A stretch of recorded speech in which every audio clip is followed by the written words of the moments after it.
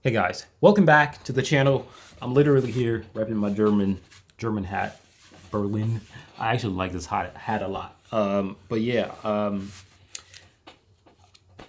I am very disappointed with what's going on right now. And you probably say, why the hell are you disappointed? Because, you know, I play a lot of, Call of Duty. Well, I don't, but I love Call of Duty. It's one of my favorite games. And Need for Speed, right? But with Call of Duty, there's always this one military strategy, right? So if you ever play and you're playing like four versus one person, right?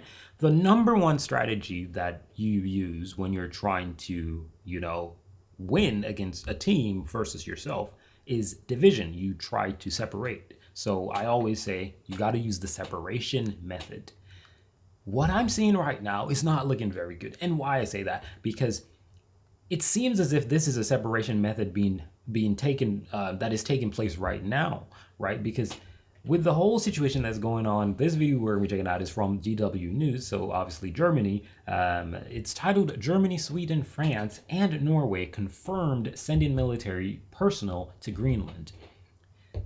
With the United States and Greenland, what I think is if Greenland is truly in a situation where you're like, yo, we need some backup, we got to keep this place covered, locked in so we can see the enemies, I could understand, because, the United States and all these countries, Greenland, Denmark, they're in NATO. A NATO presence could be right there on Greenland, like very, very strong and powerful. But why do we need to take it over? It just doesn't make a lot of sense. And then when you really dive down to something like Venezuela, that the president was just, like in those movies with the alien spaceship and you're gone.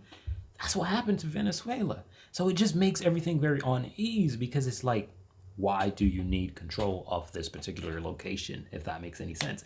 That I do not understand. If you guys know why the United States has to have control over Greenland, silly me, I don't know. Let me know in the comment section. But what I do believe is if there's an issue, the United States is right there and Greenland belongs to Denmark and NATO is right there with Denmark. So a NATO station can be set up and it's that easy to solve the issue if there was actually an issue, or if the issue reason is the actual reason why this is going on. I really don't know, but we're checking out this video right now. So let me know your thoughts and feedback in the comment section down below. But all I can say is I really hope this is not a strategy to separate the United States from NATO, because I don't know if some of you guys remember this, but since Donald Trump has been the president, it's always been his goal to get out of NATO, and he always has been very close with Russia.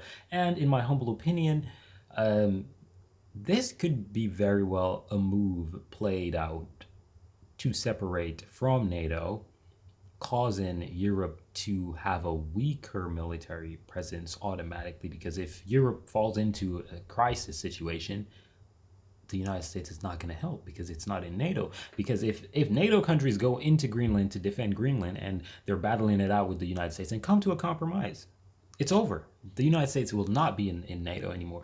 I'm just really confused of what's going on, but I just don't believe that this is just all about military presence. But yeah, let's check out this video. Welcome to the show. I'm Nicole Fröhlich. Germany has announced it will send troops to Greenland for the first time, along with other European countries. It's part of measures to boost defense on the Arctic island, as U.S. President Donald Trump insists the Danish territory is essential for U.S. national security. The announcement came after Denmark's and Greenland's foreign ministers held inconclusive talks in Washington with U.S. Vice President J.D. Vance and Secretary of State Marco Rubio. The Danish foreign minister, Lars Løkke Rasmussen, said the two sides had agreed to create a working group to discuss ways to address American security concerns while also respecting Denmark's red lines. Here's some more of what he told reporters after the meeting. We had what I will describe as a frank but also constructive discussion. The discussions focused on how to ensure the long-term security in Greenland. And here our perspectives continue to differ, I must say. The President has made his view clear, and we have a different position. And we therefore still have a fundamental disagreement, but we also agree to disagree. And therefore we will, however, continue to talk. Well, Greenland's foreign minister, Vivian Motzfeldt, doubled down and said her government simply cannot accept a U.S. takeover. I think it's very... Power to the women. Shout out to the women. Honestly, I'm gonna say this, and I know this is probably gonna piss off a lot of people because I don't know what's the hate towards women when it comes to being leaders. It's actually very interesting to me. But anyways, when the election was going on in the United States, every time a woman goes up, there's always like, oh, they're so emotional, they're gonna start wars, and I'm always like, Last time I checked, emotion is a thing that we all have, right? And all these wars that have been mainly fought by men. Men are the ones going out there killing each other. Men are the ones deciding the strategies, deciding to attack another country, to take over another country. I don't really know why we hating on the women though. But hey, shout out to her. Important to say it again, that how important it is from our side to strengthen our cooperation with the United States, but that doesn't mean that we want to be owned by the United States, but as allies, how we can strengthen our cooperation, it's all our interest. Yes, exactly. CW correspondent Janelle Dumoulin followed. The interest is supposed to be allied with the United States, not to be taken over by the United States. That's just my humble opinion. Following events from Washington there for us. Janelle, we just heard from both the foreign ministers of Denmark and Greenland. What stood out to you at this press conference?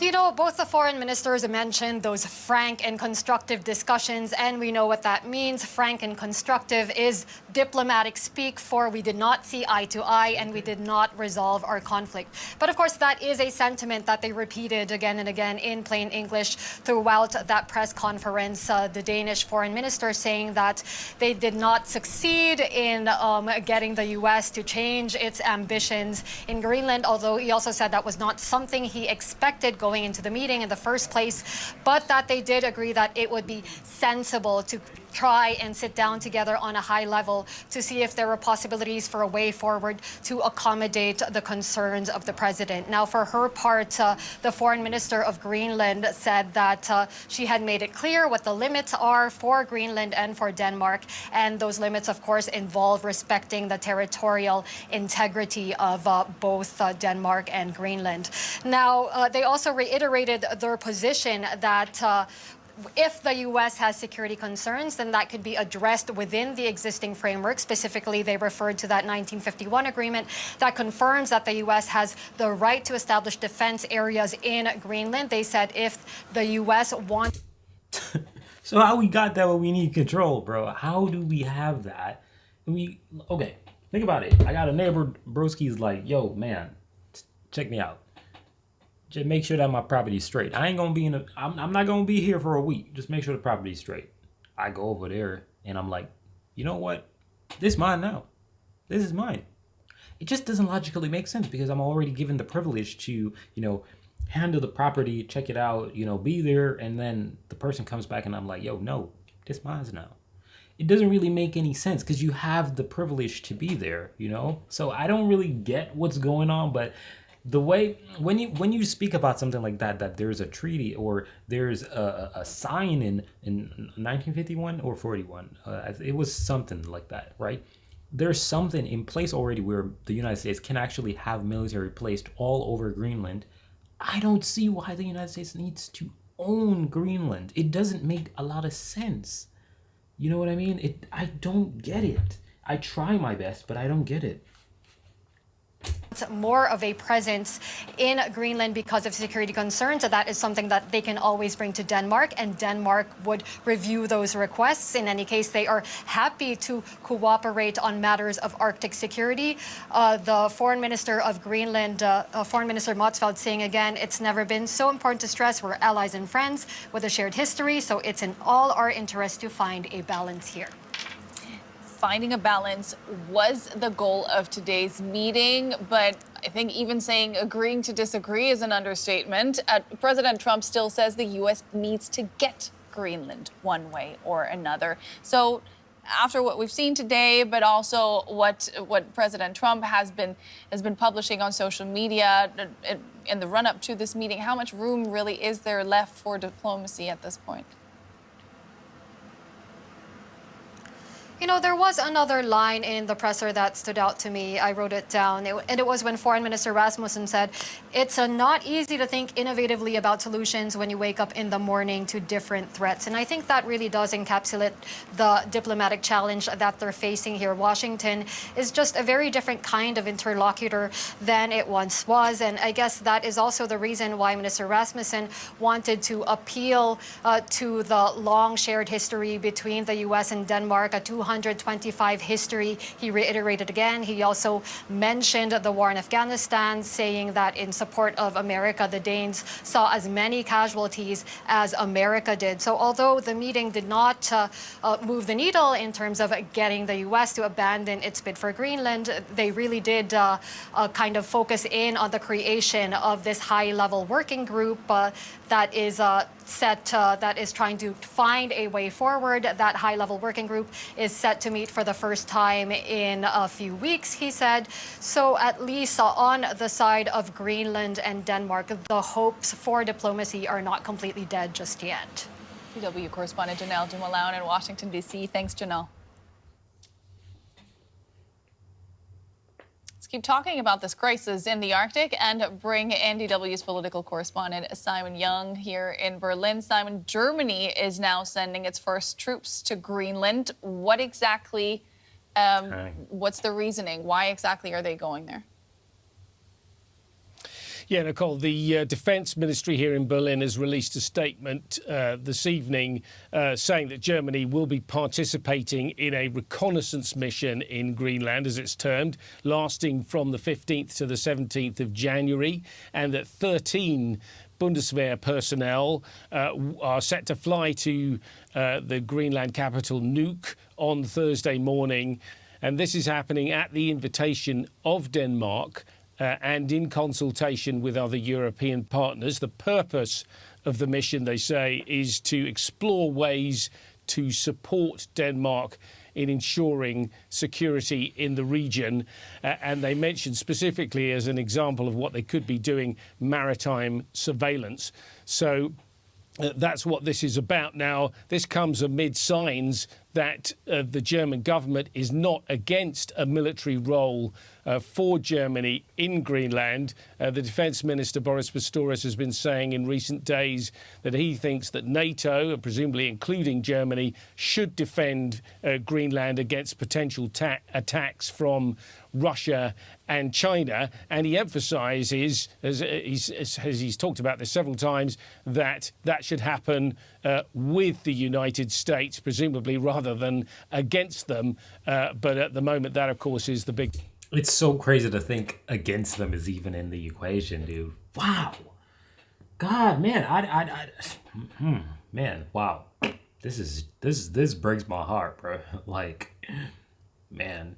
Question. The debate over Greenland's future has further strained transatlantic relations in the past year. How bad is that relationship right now, and how could it be salvaged? Well, I think you've got to say the relationship is strained right now.